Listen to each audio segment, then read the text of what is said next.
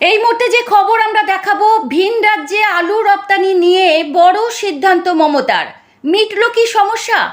আজ নবান্নে টাস্ক ফোর্সের সদস্যদের সঙ্গে বৈঠক করলেন মুখ্যমন্ত্রী। বুধবার থেকে ছাড়া হবে আলুর বর্ডার। আপনারা দেখছেন পিবিএন বাংলা নিউজ। ভিন রাজ্যে আলু পাঠানোর ক্ষেত্রে পুলিশি বাধার মুখে পড়তে হচ্ছে বলে অভিযোগ তোলেন আলু ব্যবসায়ীরা। তাদের অভিযোগ, ট্রাকে করে ভিন রাজ্যে আলু রপ্তানির সময় পুলিশি বাধার মুখে পড়তে হচ্ছে।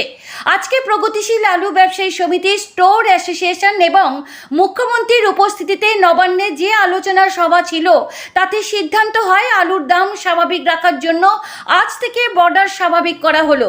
আগামী 7 দিন আমরা নজরদারি রাখবো। যদি দাম স্বাভাবিক থাকে তাহলে বর্ডারে কোনো সমস্যা থাকবে না। আমাদের প্রগতিশীল আলু ব্যবসায়ী সমিতির পক্ষ থেকে আজ থেকে কর্মবিরতি প্রত্যাহার করা হলো। পশ্চিমবঙ্গ প্রগতিশীল আলু ব্যবসায়ী সমিতির সভাপতি জগবন্ধু মণ্ডল, সম্পাদক লালু মুখার্জি। বিস্তারিত দেখুন পিবিএন বাংলা নিউজে।